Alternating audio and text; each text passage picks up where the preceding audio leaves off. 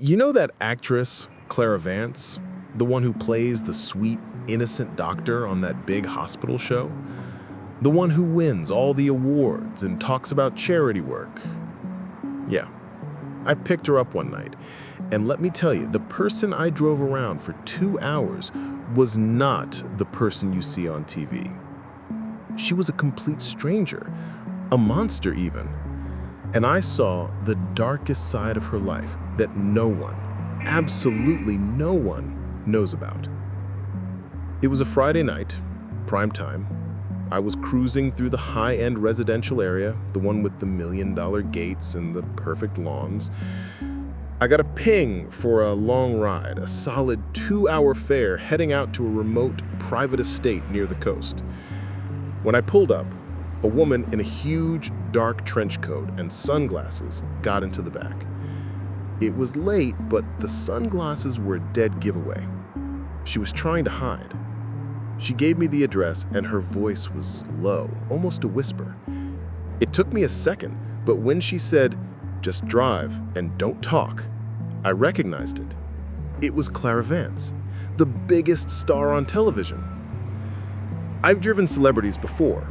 They're usually quiet, on their phones or demanding, but Clara was different. She was shaking, not from the cold, but from something else. She was clutching a small, worn, leather-bound book in her hands, and her knuckles were white.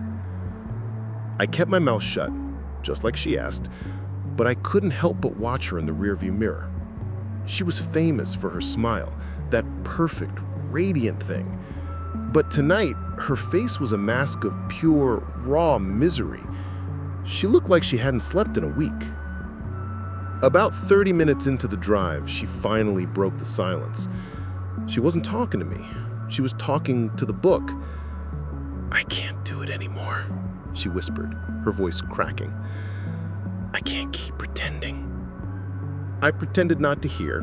I turned the jazz music up a notch.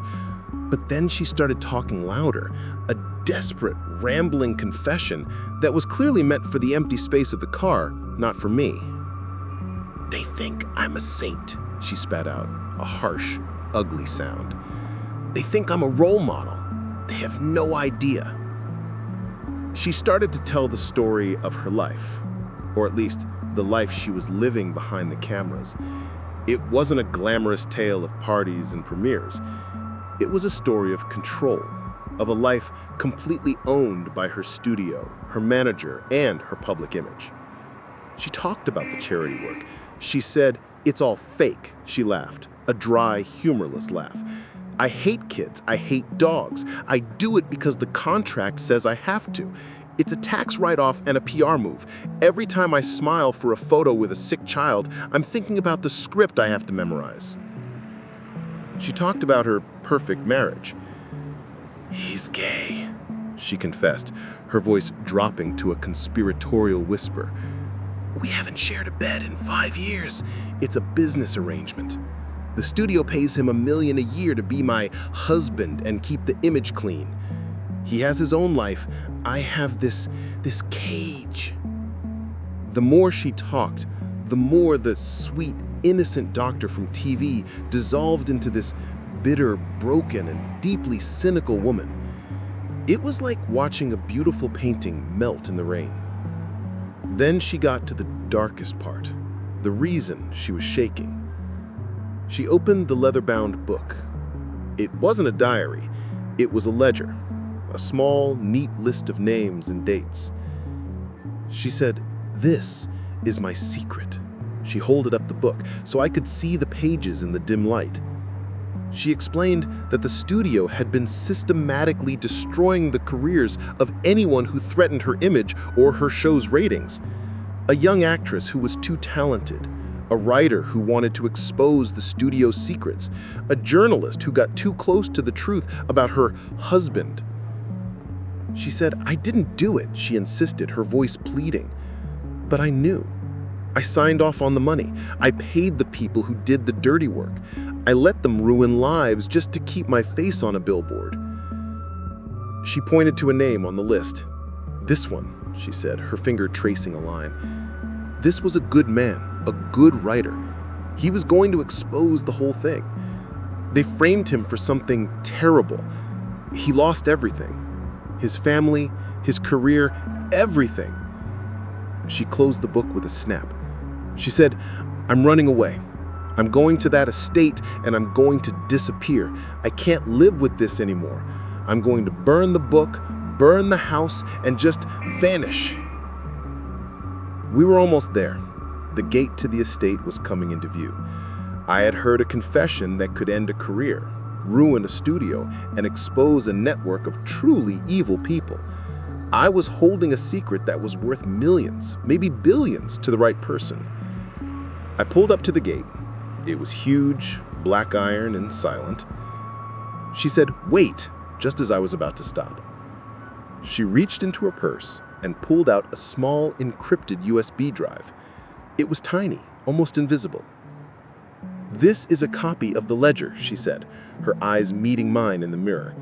"If I disappear, they'll just cover it up. They'll say I had a breakdown. They'll say I was crazy." She leaned forward and pressed the USB drive into my hand. It was cold and hard. She said, "If you don't hear from me in 48 hours, I want you to give this to the police.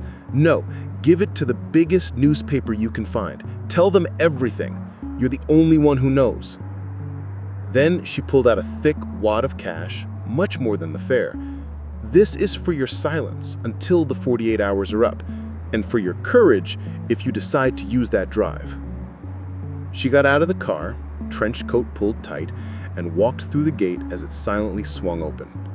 She didn't look back.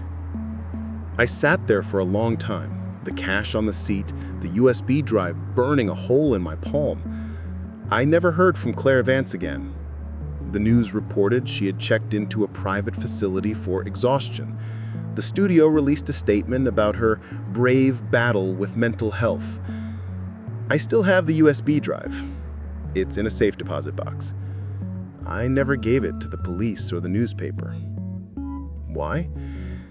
Because I realized that I didn't just drive a celebrity that night. I drove a victim. A woman who was so trapped by her own fame that the only way out was to destroy herself. And I realized that if I released that drive, I wouldn't just be exposing a corrupt studio. I'd be destroying the last shred of peace she might have found. I'm just a cab driver. I see the dark side of the city every night. And sometimes, the darkest secret you can keep is the one that protects someone else. If you want to hear more stories from the dark side of the city, hit that subscribe button. You never know who I'll pick up next.